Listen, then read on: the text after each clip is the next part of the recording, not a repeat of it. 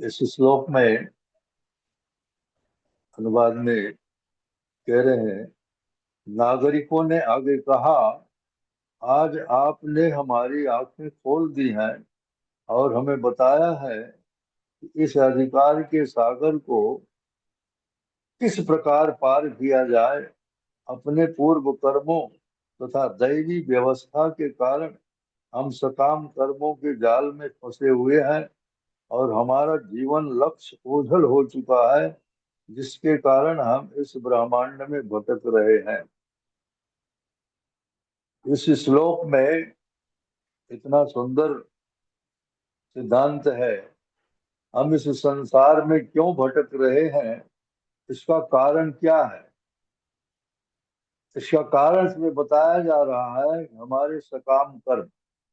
सकाम कर्म का मतलब ऐसे कर्म जिसके पीछे हमारी कुछ अभिलाषाएं होती हैं, हमारे कुछ उद्देश्य होते हैं, हमारी कुछ अपेक्षाएं होती हैं, उन्हें सकाम कर्म कहते हैं।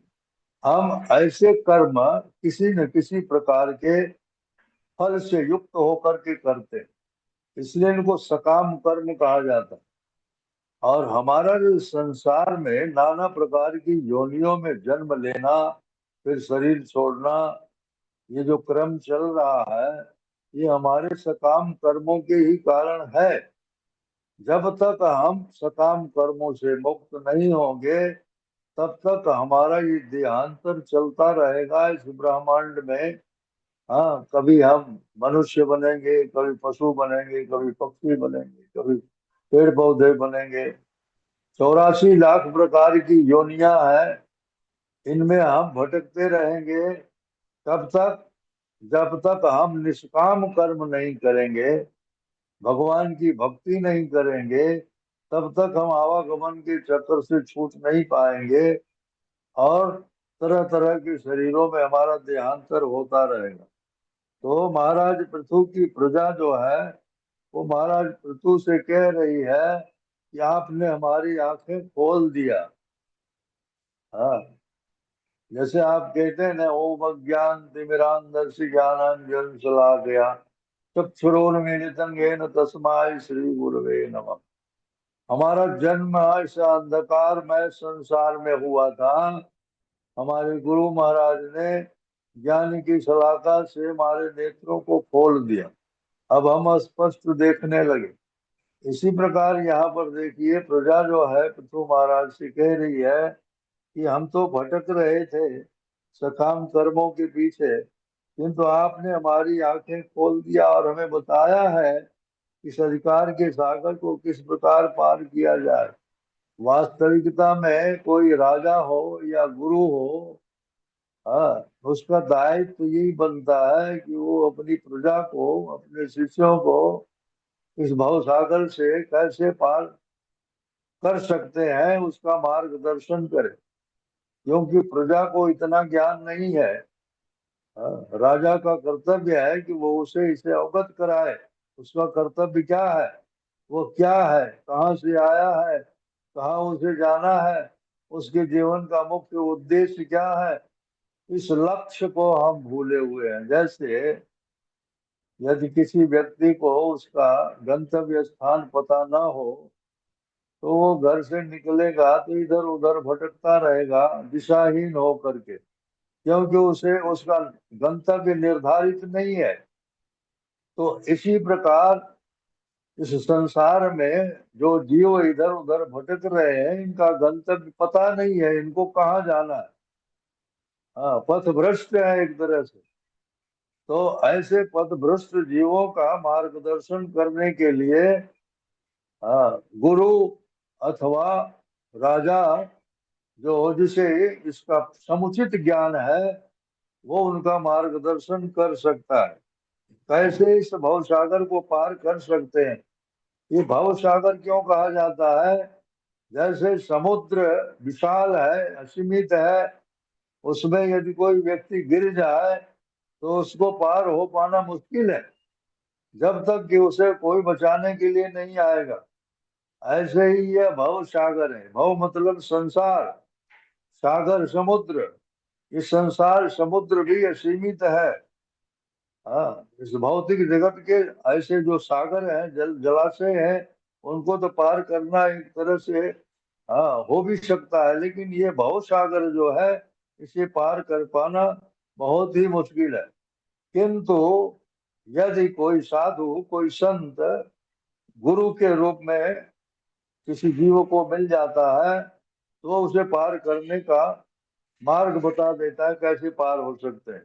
जैसे आप देख रहे हैं, यहाँ पर पृथु महाराज अपनी प्रजा को इस भव सागर से पार होने का मार्गदर्शन कर रहे हैं, भगवान की शरण में जाने का उपदेश दे रहे हैं, क्योंकि एकमात्र भगवान का आश्रय ही प्रजा को आध्यात्मिक उन्नति के मार्ग में सहायता कर सकता है।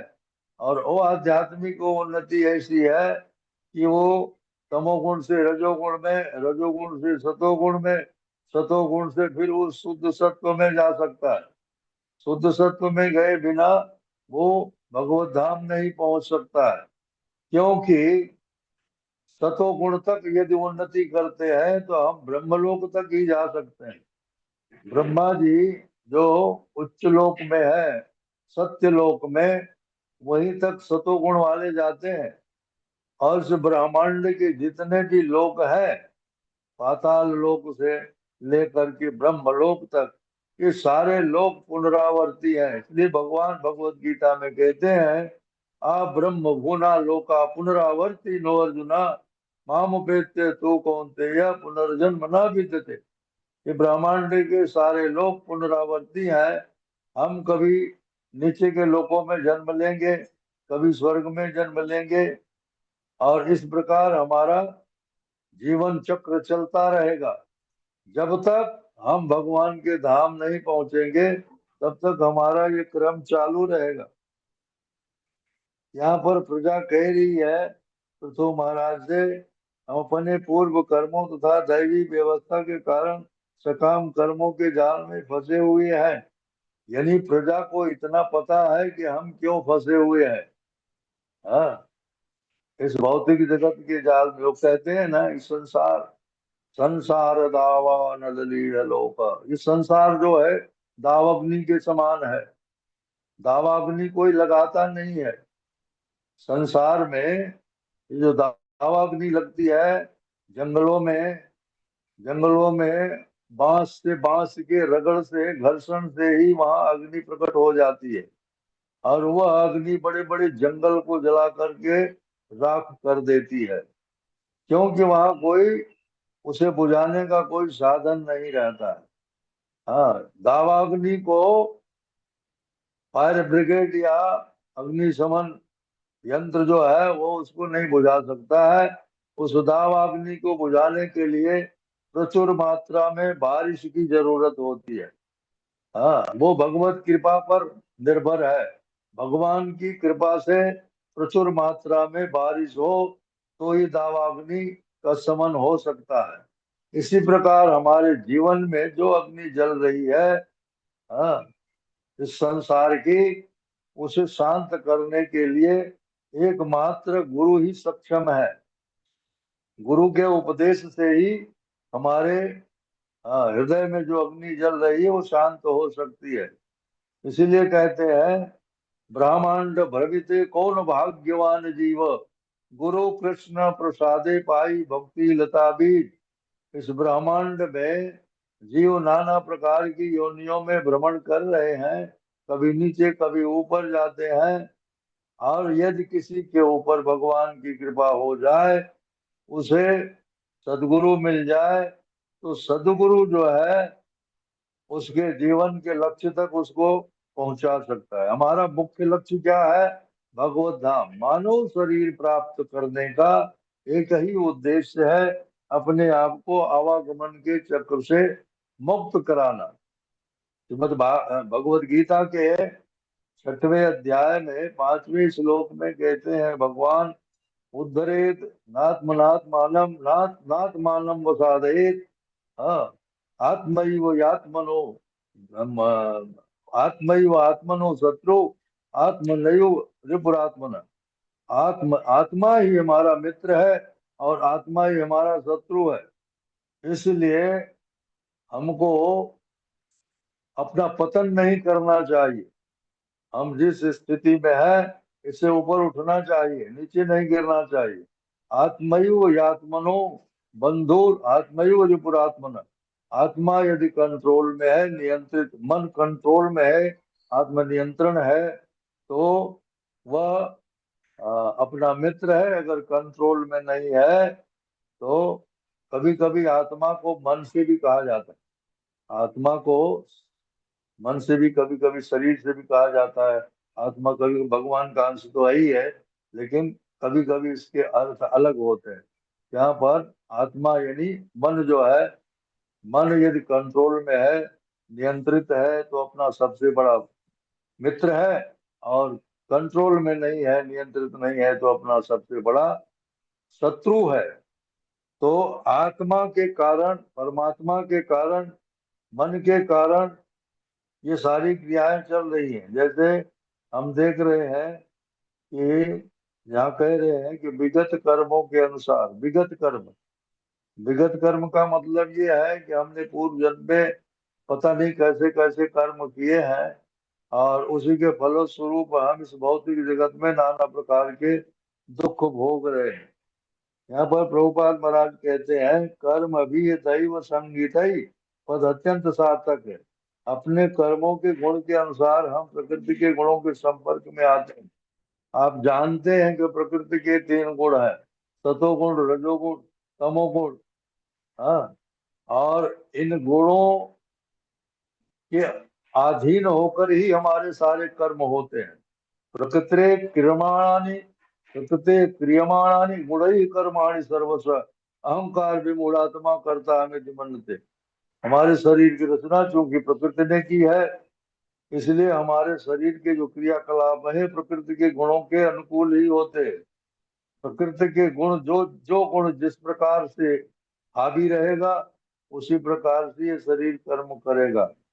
तो पूर्व जन्म में हमने कभी सतोगुण, रजोगुण, तमोगुण में कर्म किए हैं, उसी के अनुसार हमको शरीर मिला है। भगवान क्या करते हैं, भगवान हमारे कर्मों के अनुसार ही हमें शरीर देते हैं। इसीलिए कहते हैं, यंग यंग वापि स्मरण भावम त्यजत्यन्ते कलेवरम तम तमे वैति कौन्तेय सदा तद भाव भाविता। जिस जिस भावना के साथ जीव शरीर छोड़ता है, उसी के अनुरूप उसको हाँ शरीर मिलता है। हाँ, अंत काले च मामेव स्मरण मुक्त्वा कलेवरम यह प्रयात से मद्भावम याति नास्त्यत्र संशय। अंत काल में हाँ, यदि मेरा स्मरण करते हुए जीव शरीर छोड़ता है, तो उसे मेरी प्राप्ति होती है, इसमें कोई संदेह नहीं है। इसीलिए भगवान अर्जुन को सलाह देते हैं कि हे अर्जुन, तस्मात् सर्वेषु कालेषु माम अनुस्मर युद्ध च मयि अर्पित मनोबुद्धि मामे वैश्यत ये संशय। हे अर्जुन, तुम युद्ध करो, मेरा स्मरण करते हुए युद्ध करो। मेरा स्मरण करते हुए तुम युद्ध करोगे, ये तुम्हारा शरीर युद्ध में छूट जाएगा, तो मेरे पास आओगे, इसमें कोई संदेह नहीं है। इसी प्रकार हमें शिक्षा दी जाती है आचार्यों के द्वारा, गुरु के द्वारा, कि हमारे जो कर्म है वो भगवान को समर्पित होने चाहिए। यद करोसि यदस्नासि यज्जुहोसि तदासि यत् तपस्यसि कौन्तेय तत् कुरुष्व मदर्पणम। भगवान कहते हैं, तुम जो खाते हो, जो यज्ञ करते हो, जो तपस्या करते हो, जो दान करते हो, वो सब मुझे अर्पित कर दो। ये सब अर्पित करने के बाद भगवान कहते हैं कि ये तुम ऐसा करते हो तो कर्म बंधन में नहीं फंसोगे, अन्यथा तुम्हारे सारे कर्मों के फल बनेंगे, और फल भोगने के लिए तुम्हें शरीर मिलेगा, और शरीर मिलने पर फिर तुम कर्म करोगे, सकाम कर्म करोगे, और सकाम कर्म के कारण तुम्हें फिर से शरीर मिलेगा। तो ये आवागमन का चक्र चलता रहेगा।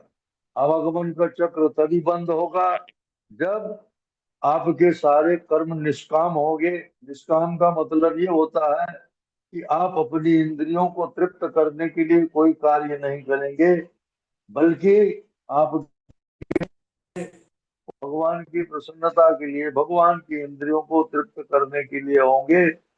जिसे भक्ति कहते हैं। जब तक भक्ति में नहीं जुड़ेंगे, भगवान की चरणों का आश्रय नहीं लेंगे, गुरु का पाद आश्रय नहीं लेंगे, तब तक हमारे जीवन का ये आवागमन का चक्र बंद नहीं हो सकता है।